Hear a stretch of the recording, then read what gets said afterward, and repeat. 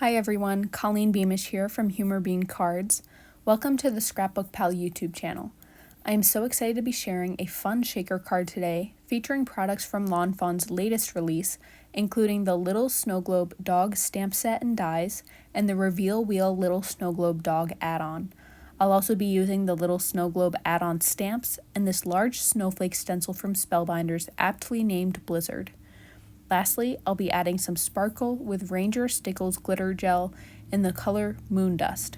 All of the products I use in today's video are available at ScrapbookPal.com and linked down in the description below. I will be starting with the background of my card. I have a panel of light purple cardstock here cut to 4 1/4 by 5 1/2. I'm using some Distress Oxide ink in the color Shaded Lilac and adding that around the edges of the card.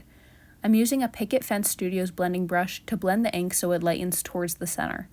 This adds depth to the design, and by starting with purple paper, it makes the blending process a lot easier than if I had started with white cardstock. Also, I find that Distress Oxide ink is super easy to blend in comparison with dye ink. So if you want a quick and easy background, Distress Oxides are the way to go. Now, I only use this one color of ink, but if you wanted to add an even more dramatic look, you could go in with a deeper purple around the edges. I'll now be using the stencil to add some snowflakes over the area we just blended. First, I'm using some Tombow temporary adhesive to stick my card panel down to the grid mat to ensure that it doesn't move around while I stencil. Then I'll also be sticking my stencil down just with some washi tape. You can use any low-tack tape you have for this. I'll then go in with that same Shaded Lilac Distress Oxide ink and just blend over the same area that we blended before. This step is definitely not necessary. I was mostly just experimenting to see if adding a layer of ink before the Stickles glitter gel would add further depth. I didn't really see much of an impact, especially since this is Distress Oxide ink and it's reactive with water, so I think it lightened a bit under the glitter gel. If I were to recreate this card, I may try using some dye ink in a deeper color for this step and see what the results would look like. I took a peek to see how the stenciling looked and wanted it even darker. The washi tape conveniently acts as a hinge, so I can put the stencil back to where it was and continue blending. I add another layer of ink to darken it up, and I also bring it a little bit further towards the center so that the snowflakes fade into the background a little differently than the original ink blending does. You can see here that the snowflakes are a little more defined towards the center of the card panel. Once I'm happy with how the stenciled ink blending looks, it's time to add the glitter gel. Like I mentioned before, this is Ranger Stickles glitter gel in the color Moon Dust. I'm using a Nuvo Media spatula to spread the gel across my stencil in the same areas that I ink blended.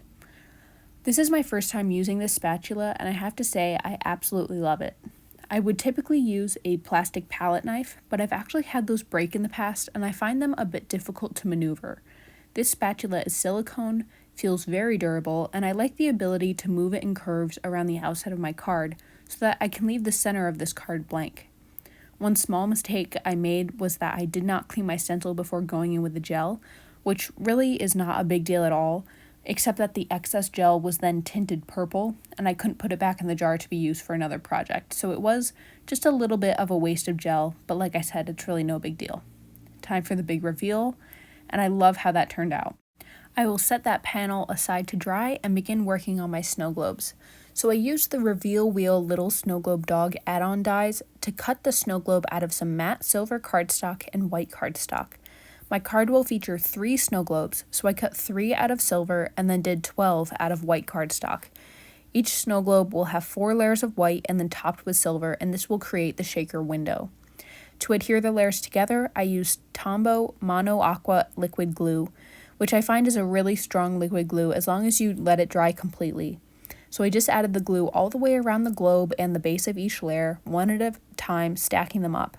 You'll see that as I align each layer, I'm using my fingertips to push the paper into alignment. The liquid glue gives you a little bit of time to make sure each globe is where you want it to be. For shakers, it's important that you put glue all the way around rather than just dots of glue because you want the layers to be connected without gaps that your shaker bits could escape through. I do want to mention, in case you haven't seen these products from Lawn Fawn before, they are actually intended to create a wheel behind your card front so that the snow globe has a little scene or sentiment that changes as the recipient turns the wheel. It is a super clever and fun design, but to create it, you do also need the reveal wheel die, which is separate from the products I'm using today. So this is an alternative way to use the little snow globe sets if you don't have the reveal wheel die. So I've layered up my cardstock, but I haven't glued the silver globes on top yet. First, I need to create the acetate windows for my shakers. The easiest way to do this is to grab the die from the coordinating die set, not the add-on dies that I used to make the globes. I just die cut that out of some acetate, and then to make sure it fit properly, I used my scissors to just cut off the corners of the snow globe base. I did this 3 times so each snow globe would have a piece of acetate, and then glued the acetate to my stack of white globe die cuts and topped it off with a silver die cut. I'll just place an acrylic block on top to keep the layers in place while the glue dries. I repeated this process for each globe and ended up with 3 snow globe shaker windows.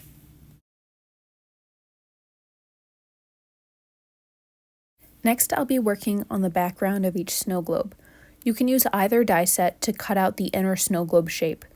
I used my temporary tape to just stick the die cuts into my mini MISTI, and then I lined up my images. I'm using the little house and the snowman for 2 of the snow globes. I just stamped them using some Gina K amalgam black ink, and what's important about this ink is that it is Copic marker friendly, so I let that ink dry before going in with some Copic markers. For my 3rd snow globe, I stamped the sentiment Winter Wishes from the add-on stamp set in Versamark ink.